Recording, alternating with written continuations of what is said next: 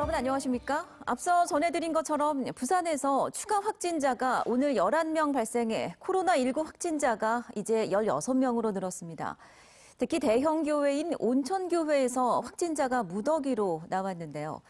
이들은 1박 2일 합숙형 세미나를 연 것으로 확인돼 앞으로 감염자가 폭발적으로 늘어날 개연성이 커졌습니다. 박준호 기자가 보도합니다. 신도 규모가 1,000명이 넘는 온천교회입니다. 부산의 확진자 가운데 절반이 이 교회에서 나왔습니다. 이들은 지난 15일부터 1박 2일로 합숙형 세미나에 나갔고 이때 함께 참여한 신도가 150명가량으로 파악되고 있습니다. 함께 밥을 먹고 잠을 자면서 기도를 드리는 등 생활 일정을 공유한 것으로 드러나 집단으로 감염자가 나올 우려가 커지고 있습니다. 부산시는 온천교회를 잠정 폐쇄하고 교회를 찾은 신도들에 대해 자가 격리를 실시했습니다. 온천교회를 방문하시고 증상이 있으신 분은 관할 보건소 연락 후에 선별 진료소를 방문해서 검사를 받아주시기 바랍니다. 신천지 신자로 알려진 7번째 확진자도 지난 18일부터 21일까지 부산 진구 네오스파 찜질방에서 머물렀고 이 기간 동안 9명이 숙박한 것으로 파악됐습니다. 대세됐습니다. 그리고 지금 안에 계시는 분들은 오늘부로 지금 이 시점으로 지금 밖에도 못 가시고. 이 밖에 부산 6번째 확진자는 토연성당 미사에 참여해 불특정 다수와 접촉한 것으로 보입니다. 부산시는 최대한 이들의 동선을 따라 접촉자를 파악하는 데 총력을 쏟고 있지만 교회와 찜질방 같은 다중이용 시설을 이용한 만큼 향후 2차, 3차 감염자가 크게 늘어날 가능성이 커지고 있습니다. MBC 뉴스 박준호입니다. 네, 이처럼 코로나19 감염이 지역사회로 번지면서 혹시 나도 감염되는 것 아닌가 하는 우려가 높아지고 있습니다. 일단 증상이 의심스러울 땐 바로 대학병원 응급실로 가지 말고 지역 보건소에 먼저 연락하시기 바랍니다. 또 추가 확산을 막기 위한 행동 요령도 필수겠습니다. 조재형 기자입니다. 부산에서도 코로나19 의심 환자가 병원을 찾을 때마다 그 병원 응급실이 잠정 폐쇄되는 소동이 반복되고 있습니다. 이렇게 응급실이 잠정 폐쇄될 경우 최소 10시간은 의료 사각지대가 불가피합니다.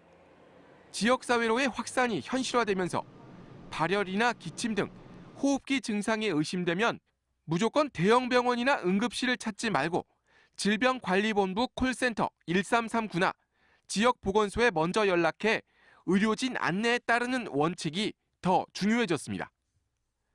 의료인과 방역 당국의 권고를 잘 따른다.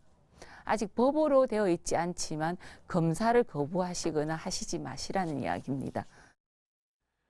의료기관을 방문할 땐 반드시 마스크를 쓰고 대중교통보단 가급적 자가용을 이용해야 합니다.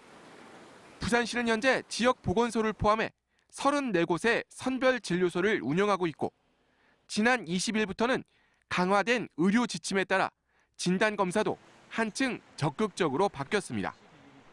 해외여행 여부에 관계없이 감염이 의심되면 곧바로 검사가 진행됩니다. 부산시는 현재 하루 최대 2,000건의 진단검사가 가능하다고 밝혔습니다.